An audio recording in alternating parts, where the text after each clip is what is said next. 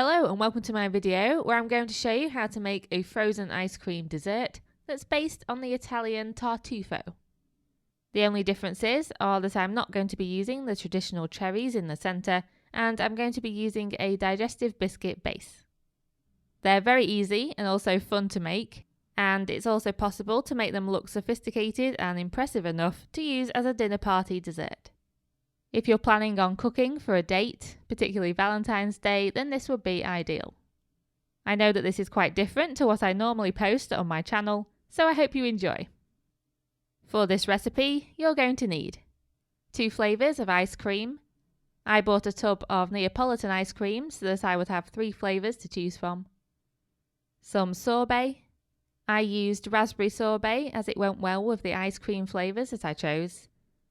I would personally advise going for something refreshing like passion fruit, mango, lemon or raspberry. A handful of biscuits. I used chocolate digestive biscuits, but chocolate wafer biscuits or waffle cones that you put ice cream into would also work as alternatives. Some dark and or white cooking chocolate. For reference, I needed about 60 to 70 grams of dark chocolate to cover a dome of ice cream that would feed 2 people. Any cooking chocolate would work, but my personal favourite is dark chocolate. You'll also need some coconut oil. This is usually solid at room temperature and so it comes in a jar. And some edible decorations. These are optional, but it makes the desserts look a lot more special. I used some gold edible lustre powder to add a bit of sparkle, and also a tube of red icing to add some hearts. And then in terms of tools and equipment, you will need the following. Some moulds. I used a small glass bowl and a mini loaf tin. I personally like the look of the dome shapes best, so I'd recommend using small bowls that can go in the freezer or silicone dome moulds. You'll also need a microwavable bowl or a saucepan and a Pyrex bowl, some cling film or plastic wrap, a wire rack, a large baking tray, and various other kitchen items like cutlery, a rolling pin or mallet, aluminium foil, a freezer bag or grip seal bag, a mug, a kettle, and a freezer. Okay, so the first thing you need to do is line the moulds you'll be using with cling film. I lined a mini loaf tin and a small glass bowl. Make sure that there's excess cling film around each mould, because later you'll be using this film to cover over the ice cream that's going into these moulds. Next, it's time to add the ice cream. To do this, add 2 different flavours of ice cream to each mould so that you get a half and half effect.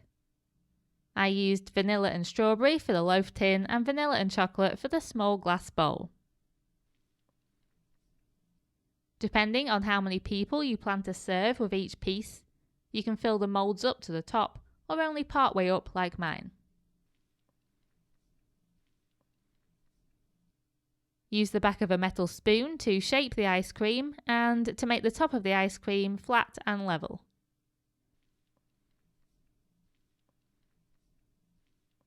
Then, to add the refreshing centre to your dessert, put a scoop of the sorbet into the centre of each mould.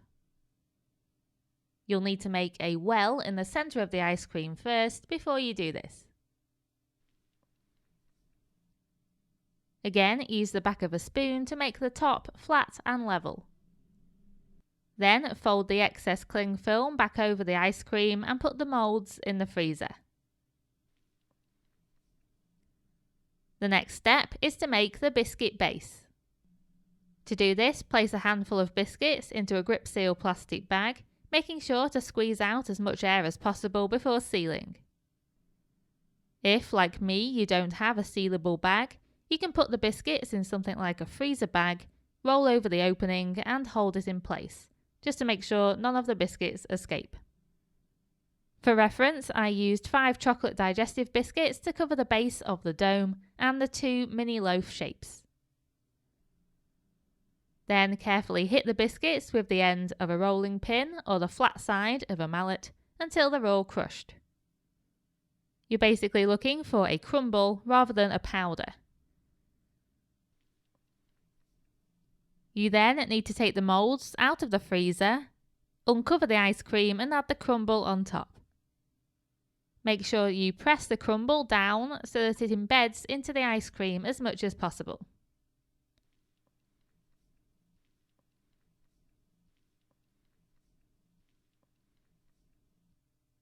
Then recover with the cling film and put the moulds back in the freezer.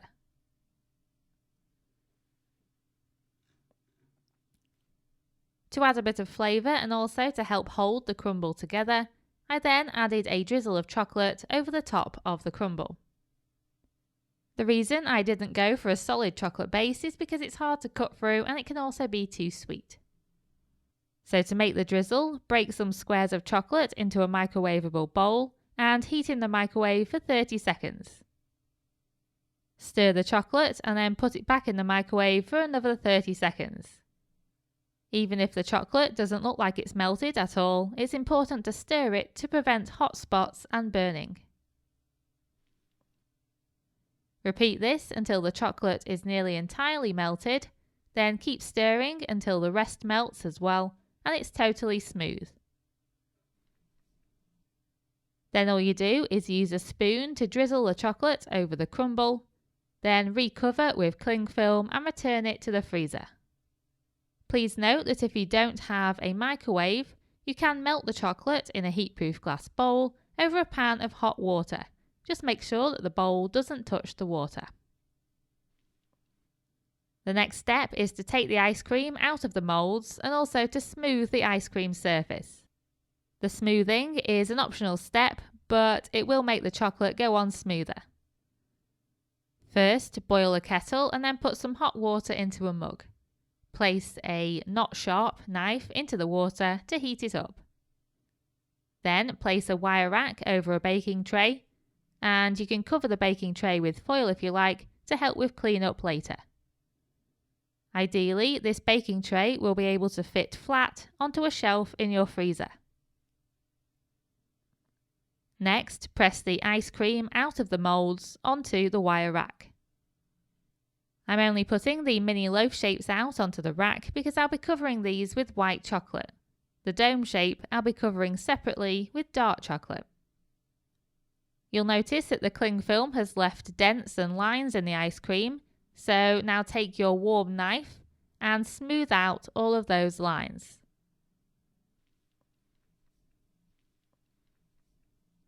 Then place it all back into the freezer. If you don't have space in your freezer for all of this, then you'll need to move a bit more quickly, and you'll need to have the chocolate ready for pouring as soon as you've smoothed the ice cream.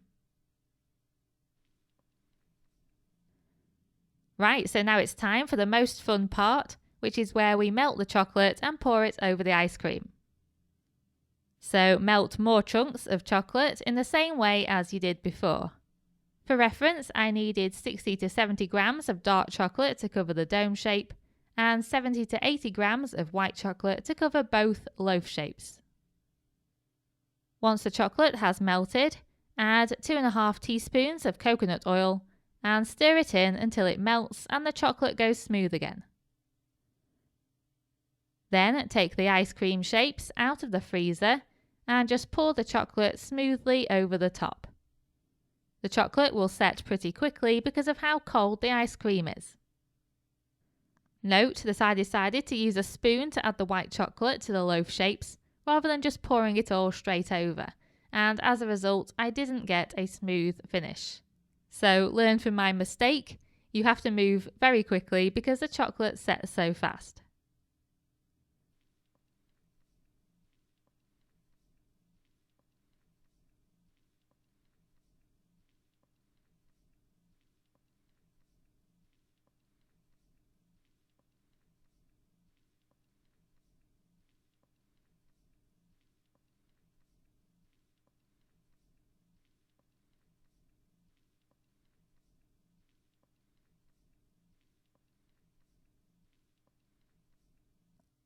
Once the chocolate was set, I then finished off the desserts by using red icing to add hearts to the white chocolate loaves and a sprinkling of edible gold lustre powder to the dark chocolate dome.